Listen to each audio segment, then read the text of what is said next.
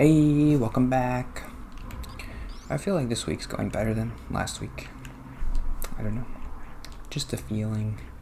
I know what to do now. I looked up the walkthrough. Come on.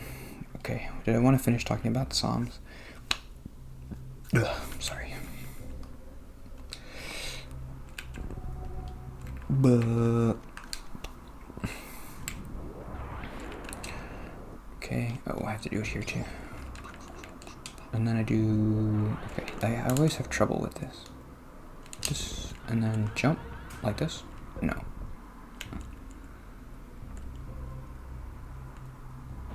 Let's try that again. Maybe I do like this. Oh, yeah, okay, cool.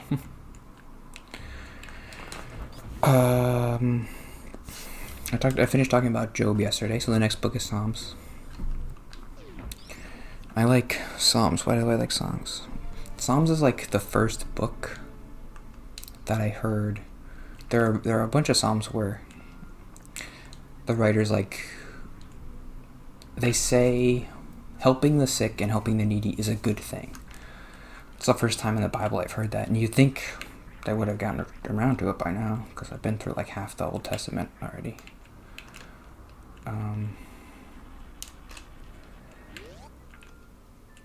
But that's good. It's the first time. Yeah, the Old Testament, when you read a book, you get the idea of like what it's about from reading it. Obviously, so like as a Christian, it does feel like Christians sometimes they pick little parts out of the Old Testament, like parts of Deuteronomy or parts of Exodus, and they're like, oh, this is like nice because Moses saves people. But when you look at the whole history, what are they called? The Torah, and also like the after Torah, the post Torah part, like the writings or whatever it's called. How do I get up there?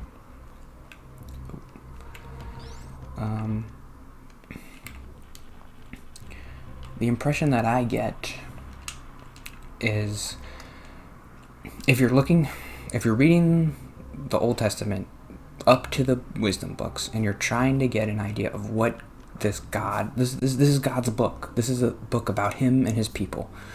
What is he all about? Like, what are the major themes and moralities? I'm not a theologian, but I'm just reading the book and I'm trying to get the idea. I'm not an expert, but the Bible's for everybody, so I don't need to be an expert, right? I'm getting the impression. What are the major themes? Number one, Israel is is God's chosen people. I was like, whatever, I can accept that. That's fine. That's not my problem. Like God has a chosen people. I guess I have a little bit of a problem with that, but it's whatever.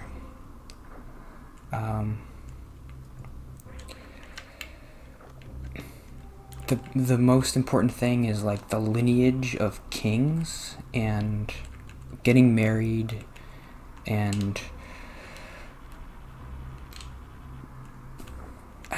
like reproducing and making sure and the most important thing is to not praise false idols. You can't do that. Don't ever do that. Which is hard for me as a modern person to relate to, because it's not like there aren't a bunch of idols competing for my attention. Like, I'm not worried about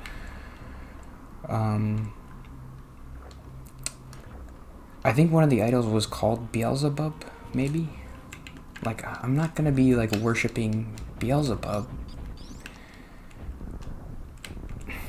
It was such a different. It was a much different time back then. People did praise idols because they're like, they didn't have science, and they're like, we don't know what else to do. It's not raining. I have to eat. What else am I supposed to do? So you pray to God, and then it still doesn't rain. So then what do? You pray to an idol, and you're like, well, maybe that'll work. So God's like, don't do that. You can't do that. And I've talked about that kind of before. It was like, well, in a modern context, you could say like, well, video games are my idol. But that's not really what they were saying in the Old Testament. I never got that impression from like, oh, like farming can be an idol. God they never really say that. It's always just like, they made a calf and they were praying to it. That was the idol. I mean, it's good to not want to make modern idols about like presidents, or I think about that too. Like, I don't like that when people are like, oh, this president's perfect and we gotta be like praising him or whatever. I don't like that. What do I do here? Do I do this? Cool.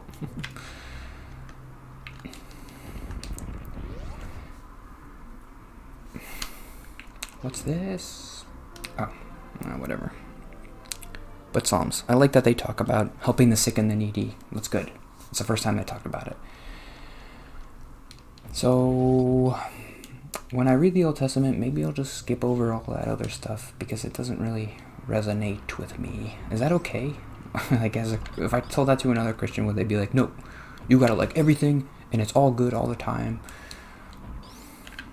I wonder if they'd just be like, yeah, I'll just read the parts you like and try to be a good person, I guess. I don't know. That's how I feel. Like, read the parts that make you better. And if you're reading a part that you don't like, then don't read it. If it's not helping you be a better person or be more godly or whatever, then don't read it. Because the alternative is to force yourself to like it. I don't know. Or to find the good in it. But, give me that. I guess I should do that later, maybe. I'll do it later. I got time. Wait. No. I got a lot of notes today, which is good because I'm recording today on Thursday, and the next time I record is going to be Tuesday. So I have to have more notes for next week. Did I do everything? Yeah.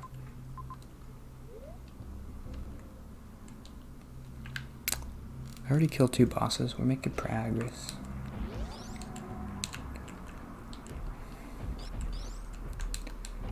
I think you get a beam that shoots through stuff, because I notice when I'm doing this, I keep being like, oh, I'm going to shoot through here, but wait, no, I can't. So maybe, I don't remember ever getting a beam like that, but maybe you do, because maybe it's like muscle memory. Is that no, I got like 4 more minutes. I don't like that this camera's a little bit higher. I like when the only thing I liked about last week was that the camera was lower, because I don't like when I'm like looking down. I don't like that. That's it. That's the note. I didn't write that down, but I guess I'll stay with Bible stuff. Today's a Bible day.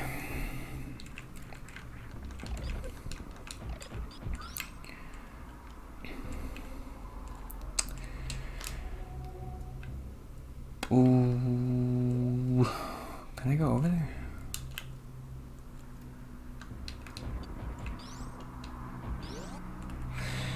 I went to a Bible study again, so this was the second time I've been. No, it's the third time.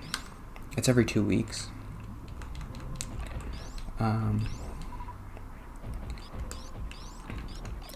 But I was lucky this week there weren't as many people, so we didn't break up into small groups. My favorite. We didn't have to do that. So that was good.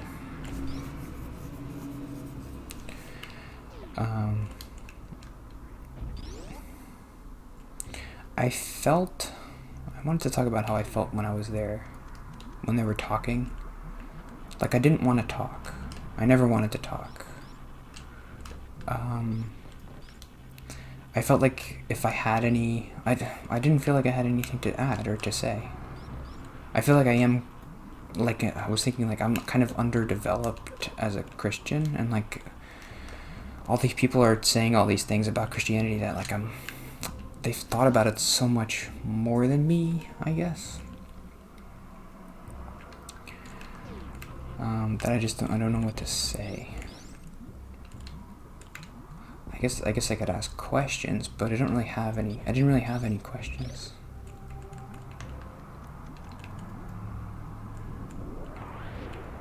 There was one time when I had a question and then actually somebody else asked the question. What was it? Oh, there's a verse in Matthew where I remember reading it a couple times and I never understood it. I don't know why, but I never looked up the meaning of it. Oops, don't do that. It's a verse about this woman is sick and she wants to be healed, and then Jesus is like,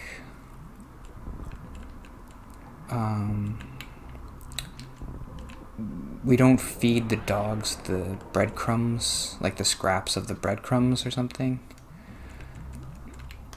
And then the woman is like, but even the dogs eat the breadcrumbs that fall off the table. So that story is about when Jesus says that they're not supposed to eat the breadcrumbs. He's saying that the breadcrumbs are the word of God and salvation or whatever. And he's saying non-Jewish people don't deserve the breadcrumbs. And that's kind of interesting. Ooh. And then the woman is like, but even the dogs eat the breadcrumbs off the table. You can see I'm kind of struggling through this because it is kind of complicated. I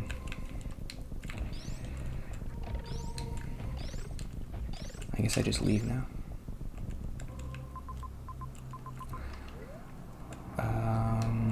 And then Jesus is like, you're right. You have great faith. You are healed. So I guess he was testing.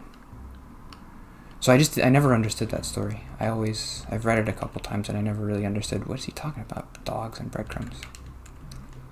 So we read it this week and then someone asked that, what does that story mean? And then the pastor explained it. It's like, oh yeah, that makes sense. Cool. The pastor's smart. I like him. He knows a lot of stuff. And he seems open-minded to things. He's very conservative, but he does seem like he wants to be a good person and he wants to try to do the right things and to think about things the right ways. So, that's all you can ask about anybody, right?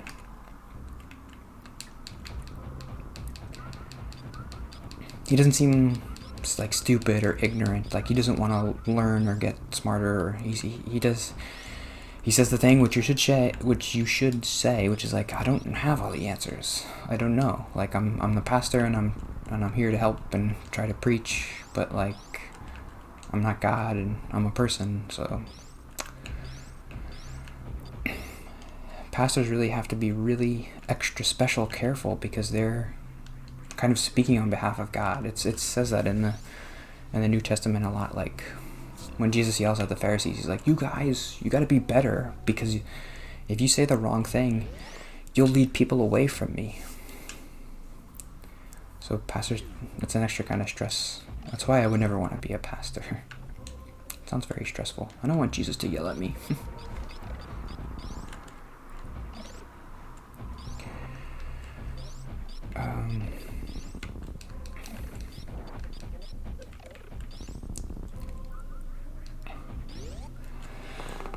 And he does do this a couple times. Sometimes he'll do that thing where he's like, well, it says it in the Bible, so it's gotta be right. But I'm like, no, it's still your interpretation of it. It could still be a different interpretation. We don't have Jesus here to tell us exactly what he means, except for in the New Testament when he does. But other than that,